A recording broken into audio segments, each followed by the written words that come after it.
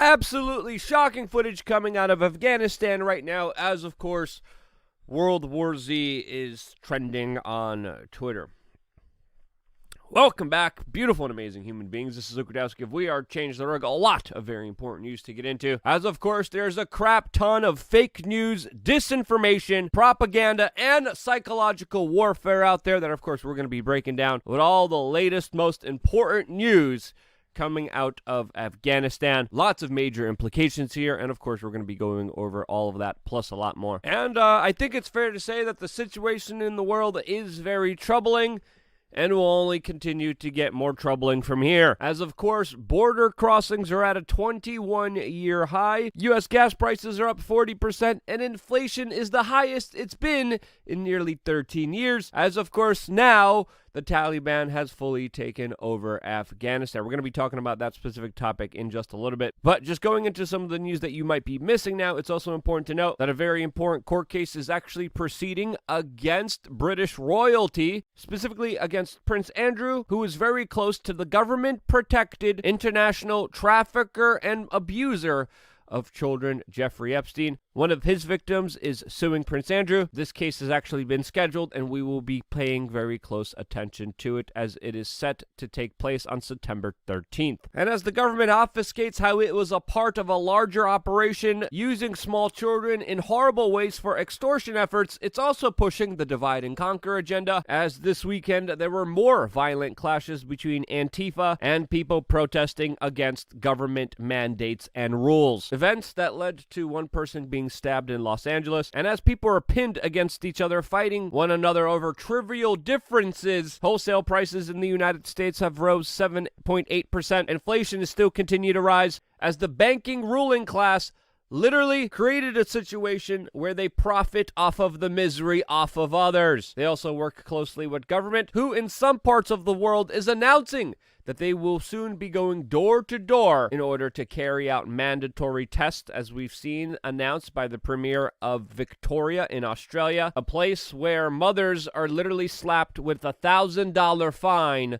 for talking to people at a park. Not to be outdone, our neighbor to the north, Canada, also is using the full might of the military police state in order to make sure an 83-year-old grandmother and her 11-year-old granddaughter can't go to a restaurant because they didn't jump through the government hoops that bureaucrats demanded them to. This larger takeover of free humanity is also coordinated with the mainstream media that is obsessively fear-mongering on the television about how you need to comply with the government or else face some severe ramifications, which they don't seem to be worried about themselves and their own personal lives. This after we have yet another very distressing DHS memo, which we're going to be talking about specifically on LukeUncensored.com. But using Afghanistan as an example, I think it's very fair to assume that things in our life could change very drastically. And sometimes one of the best things you could do in those situations is to go to the middle of the woods and learn to live off of the land. And if you're interested in that, we're actually teaching people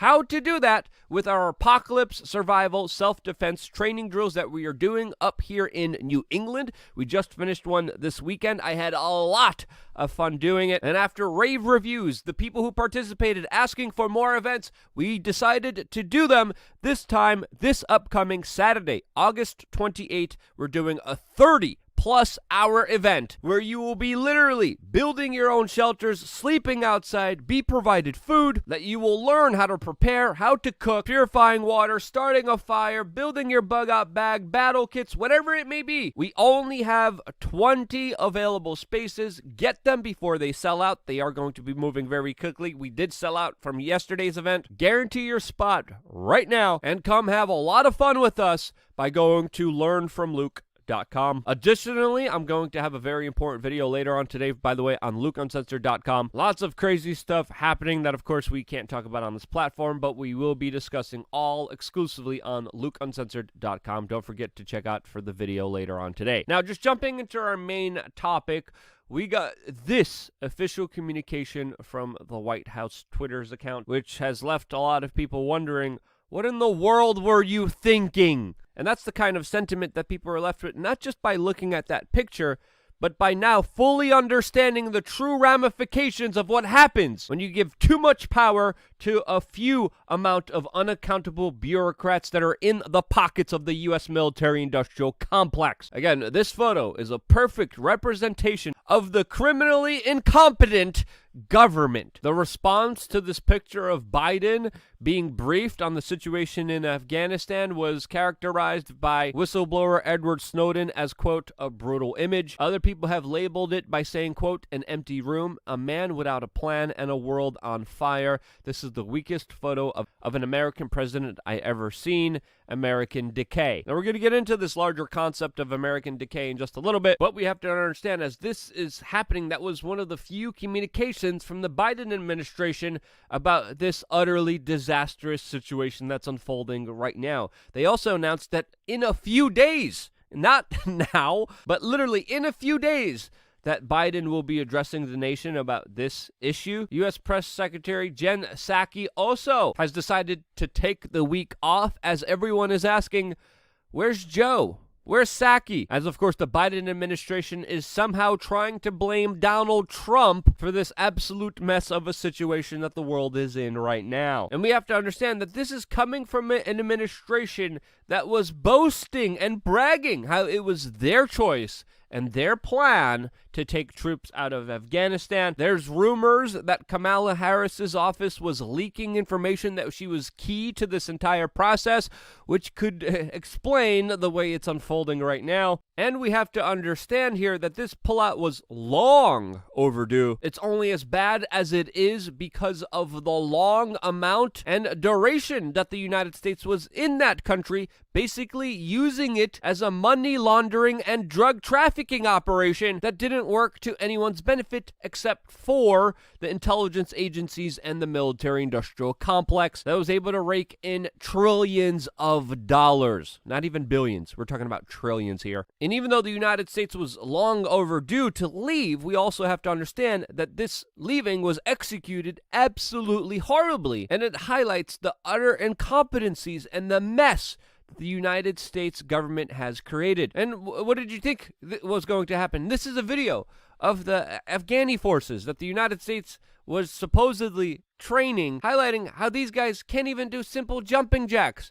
And these guys were left on their own with the latest and greatest U.S. military hardware paid for by your U.S. tax dollars, which they literally just handed over to the Taliban. The plan was to literally leave everything in the hands of these guys that you're watching right now that can't even do jumping jacks. Some of these people, also a part of the Afghanistan security forces, were absolutely corrupted. Some of them were criminals. Some of them did unspeakable things akin to Mr. Epstein, and the U.S. government chose to look the other way, protected them, aided them, and gave them your money. And a lot of money. The current president of Afghanistan was literally fleeing the countries in 4 cars and a helicopter that were filled with cash. He has since left the country, fled for his safety, as of course the Taliban have taken over the government and are going to be implementing Sharia law. What happened here is very eerily similar to Vietnam, even though the mainstream media and Biden administration were telling you that it's not. It is. The United States spent 18 years in Vietnam, $1 trillion, the lives of 200,000 American lives. There was global condemnation, and as a result of it, China and Russia were strengthened afterwards. And now,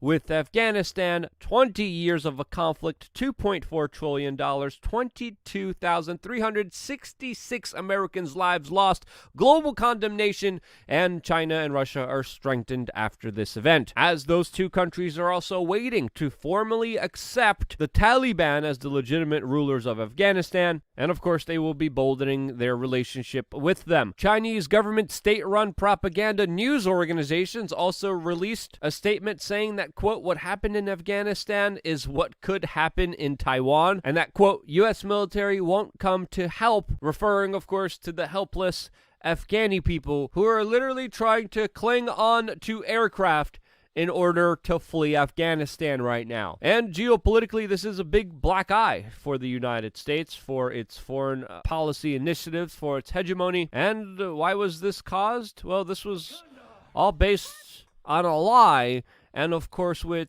cheers and celebration from the government, the mainstream media, and even Saturday Night Live that after the 1-month invasion of Afghanistan by the United States, literally were doing a song and dance routine celebrating it. Jimmy Fallon, of course, was there too, talking about how great the liberation of Afghanistan will be. And while this international corruption, trafficking, abuse ring was being facilitated by your tax dollars for absolutely no purpose at all, hurting people eventually, where was the mainstream media? Well, most of them were looking the other way. Some of them are finally raising their voices now. Some of them are trying to use this opportunity to start more wars, more conflicts, as of course we just continue to get absolutely horrible videos from Afghanistan showing the desperation of many people, with even new reports coming in that there was shots fired at the airport. A lot of people are just trying to get on any kind of plane that they can, and this is a Saigon moment. Let's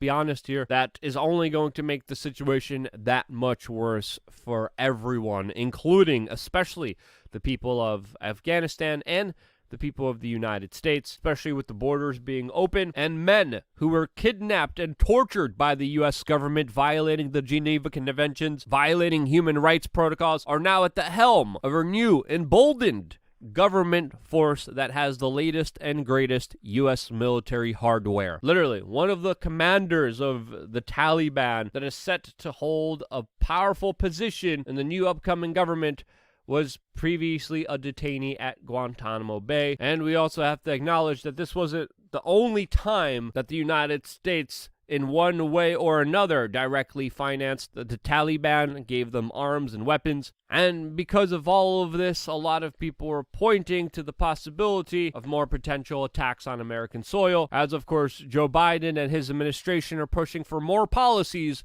in order to disarm you and leave you defenseless. As of course, this administration has previously said that no American needs an AR-15, as of course, they just gave the Taliban a large number of AR-15s and a lot of other military hardware that was paid for by your tax dollars. All of that siphoned off, given to the super rich, the establishment, special interest groups that of course represent the military-industrial complex that should be giving everyone an absolute refund. They should face criminal charges here. They should face the consequences of their actions. And that's something that of course we're not hearing about at all. But we should be. 20 years, trillions of dollars, countless numbers of lives lost, only to lose Afghanistan in 4 days. American foreign policy in that country only emboldened the Taliban, only made them more powerful, and that's why they were able to just walk in to the capital of that country and take it over. Unless we deal with American foreign policy, unless there's consequences for the blunders that, in my opinion, weren't even actual blunders. A lot of this was done deliberately to push the order out of chaos doctrine. I'm going to be talking about that plus a lot more, all on LukeUncensored.com. I already said too much. LukeUncensored.com. Wait for a video later on today. I still got a lot more to say. I wouldn't be here if it wasn't for you. This is why I love you guys. Stay tuned for a lot more. Share this video. Critically important. Here on wearechange.org. Stay tuned for more.